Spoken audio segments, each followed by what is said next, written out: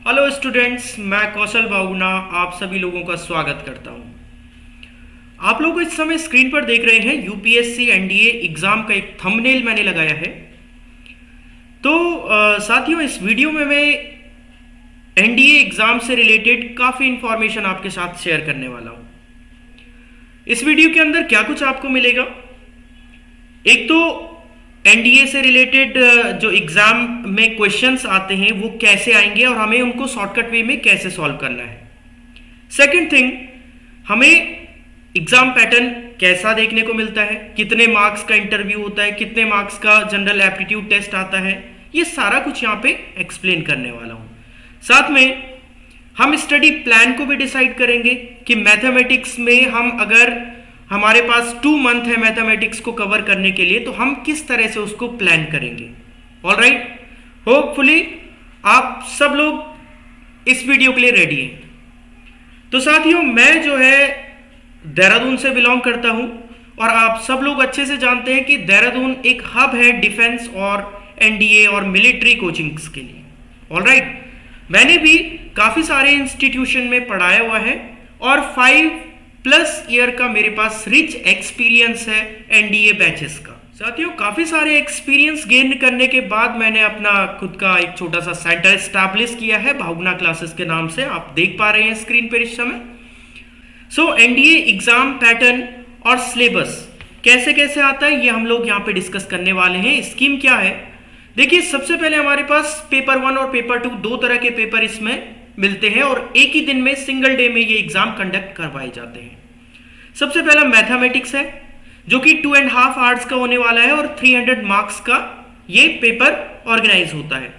इसी तरह से general ability test again 2.5 hours का होता है और 600 मार्क्स का इसका वेटेज है।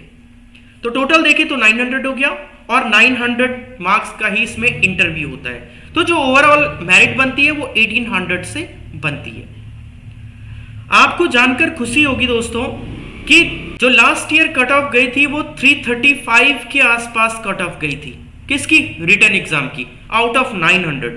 मतलब अगर हम लोग सिर्फ मैथमेटिक्स को ही अपना स्ट्रॉन्ग पार्ट बना दें तो हम आराम से 250+ स्कोर इसमें गेन कर सकते हैं और बाकी क्या रह गया, बाकी 85 मार्क्स आपको इन 600 से लेके आने।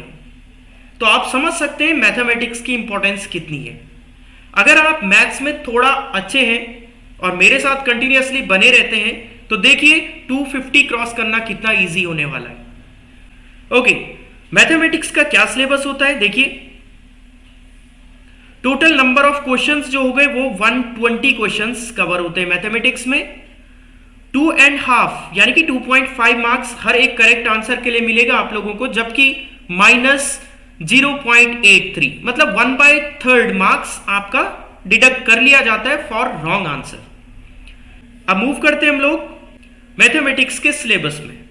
देखिए हमारे पास ट्रिग्नोमेट्री का एक सेक्शन होने वाला है। कई बच्चे ट्रिग्नोमेट्री में बहुत स्ट्रांग होते हैं तो ये ट्रिग्नोमेट्री का सेक्शन उनके लिए काफी हद तक फायदेमंद होगा क्योंकि लगभग 40 मार्क्स के क्वेश्चंस ट्रिग्नोमेट्री से कवर होते हैं। देन नेक्स्ट जो हमारा टॉपिक है अलजेब्रा है। इसके अंदर relations, complex number, permutation, combination, binomial theorem, sequence and series, AP, GP, HP, ये सारा कवर होता है और यहां से भी कम 40 मार्क्स के क्वेश्चन कवर होते हैं। तो ये 2 यूनिट हमारी बहुत इंपॉर्टेंट यूनिट्स होती है फॉर एनडीए एग्जाम। ऑलराइट, ये पीडीएफ में आपके साथ शेयर कर लूंगा ताकि आपको ये टॉपिक छांटने में दिक्कत ना हो। इसी तरह से 2D और 3D ज्योमेट्री जो हमारे पास 11th और 12th में सिलेबस होता है उसमें क्या कुछ होता है देखिए। तो यहां पे हमारे पास कार्टेशियन वेक्टर फॉर्म हो जाएगी, स्ट्रेट लाइन, पैराबोला, हाइपरबोला, जो कोनिक सेक्शन का पूरा पार्ट है वो इसी पार्ट में कवर हो जाएगा और यहां से कम आपके पास 20 मार्क्स के क्वेश्चंस कवर होते हैं। देन मैट्रिसेस, डिटरमिनेंट जो हमें 11th क्लास में बहुत इजी लगता है बट यहां पे बट टफ होता है बिकॉज यहां पे एमसीक्यू टाइप के क्वेश्चंस अराइज होते हैं। 11th 12th में क्या था कि हमारे पास बहुत बड़े बड़े क्वेश्चंस आते थे और हमें इजी लगते थे वो सॉल्व करने में, है ना। बट यहां पे क्या होने वाला है कि थोड़ा सा एमसीक्यू बेस्ड आता है तो ट्रिकी क्वेश्चंस आते हैं। यहां पे भी कम से कम 10 to 15 मार्क्स के क्वेश्चंस कवर हो जाते हैं। वेक्टर अलजेब्रा यहां पे कवर होगा, थोड़ा सा कम वेटेज रखता है, तो मान के चले यहां से 6 to 7 मार्क्स के क्वेश्चंस ही कवर हो पाते हैं। अभी तक आप समझ चुके होंगे कि हमारी इंपॉर्टेंट यूनिट्स कौन सी होने वाली हैं। देन स्टैटिस्टिक्स प्रोबेबिलिटी का पोर्शन यहां पे काफी इंपॉर्टेंट रोल प्ले करता है। बेस थ्योरम, बाइनोमियल डिस्ट्रीब्यूशन, ये काफी सारी इंपॉर्टेंट चीजें हैं जो हमारे पास इस समय एनडीए एग्जाम में देखने को मिलने वाली हैं। तो यहां से भी कम से कम 20-30 मार्क्स के क्वेश्चंस इजीली कवर हो जाते हैं। नाउ एक इंपॉर्टेंट पार्ट है कैलकुलस। क्लास 12th में भी इंपॉर्टेंट रोल प्ले करता था और अभी भी इंपॉर्टेंट रोल प्ले करेगा।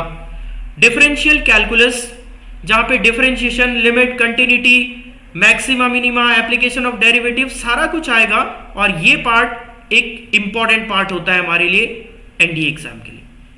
यहां से भी कम से कम 30 मार्क्स के क्वेश्चन के लिए आप बिल्कुल प्रिपेयर रहे। देन इंटीग्रल कैलकुलस, काफी सारे इंपॉर्टेंट फॉर्मूलेज हमने 12th में पढ़े होते हैं जो कि यहां पे लगने वाले हैं। Indefinite integrals, differential integrals, application of integrals इसके अंदर आएगा, तो ये मान के चले यहां से 20 मार्क्स के क्वेश्चंस कवर होते हैं। Then finally differential equation, homogeneous equations आता है, लीनियर इक्वेशन आता है, वेरिएबल सेपरेशन मेथड आता है, डिग्री एंड ऑर्डर आता है, तो 30 मार्क्स के 20 मार्क्स के क्वेश्चन यहां से भी कवर होते हैं। अब आप समझ सकते हैं कि हमारी टोटल 9 यूनिट्स हैं मैथमेटिक्स में और हमारा क्वेश्चन पेपर 300 मार्क्स का बनने वाला है। तो कुछ इंपॉर्टेंट टॉपिक्स यानी कि कुछ इंपॉर्टेंट यूनिट्स को अगर हम बहुत ध्यान से पढ़ें तो आराम से 250 क्रॉस किया जा सकता है। होपफुली आप इस बात को अच्छे से समझ रहे होंगे। चलिए मूव करते हैं आगे और देखिए मैंने एक स्टडी प्लान तैयार किया है जो कि हमारी 9 यूनिट्स को कैसे कैसे डिवाइड कर सकते हैं हम लोग। ट्रिग्नोमेट्री हम लोग 14 आवर्स में कवर कर सकते हैं, अलजेब्रा हम लोग 20 आवर्स में कवर करेंगे।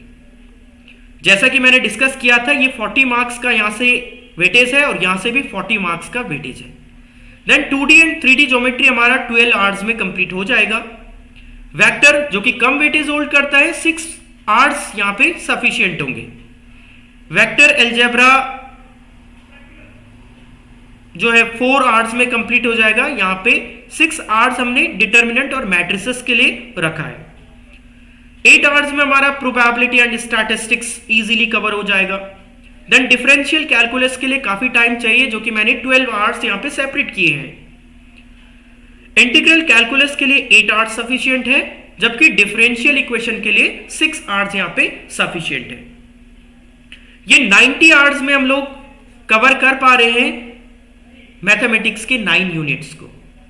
फाइनली 10 आवर्स हमारे पास और बचे हैं अगर हम 100 आवर्स का स्टडी प्लान तैयार करते हैं तो।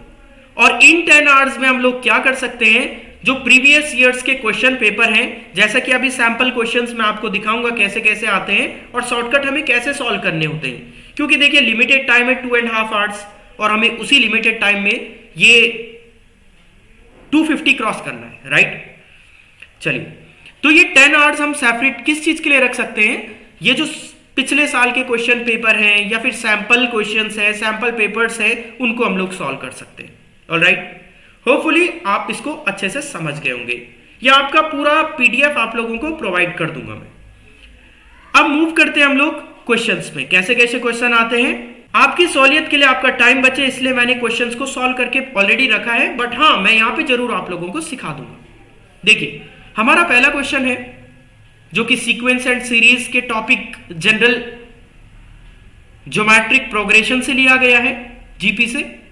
बताया गया है if A B C are in GP then log A log B log C are in, log A log B log C AP में होगा या जीपी में होगा या एचपी में होगा, यह हमें बताना है।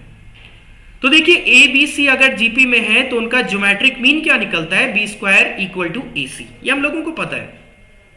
अगर हम लॉग ले लेते हैं दोनों तरफ को तो log B square equal to log A C हो जाएगा। हम लॉग की प्रॉपर्टी जानते हैं कि जो पावर होता है वो मल्टीपल में शिफ्ट हो जाता है, आगे आ जाता है। तो ये जो पावर थी बी की वो आगे आ गई और log A C log A plus log c में ब्रेक हो जाता है, ये लॉग की प्रॉपर्टी है। अब हम इस 2 को यहां मूव करवा देते हैं तो हमारे पास एक कंक्लूजन क्या आया, log b equal to log a plus log c upon 2। हम लोग एक बात जानते हैं कि अगर a b c तीन नंबर AP में है तो उनका AM बनता है B equal to A plus C upon 2, मतलब बीच वाला नंबर इन दोनों के मीन के बराबर बनता है। यहां पे भी हम लोग क्या देख पा रहे हैं, log B जो है log A और log C के मीन के बराबर है, इसलिए हम कह सकते हैं कि these three are in AP। तो ये क्या हो जाएंगे, ये आंसर सही था हमारा कि ये AP में हो जाएंगे। होपफुली आपने वीडियो एंजॉय किया होगा, आप बहुत कुछ सीखे होंगे इस वीडियो से।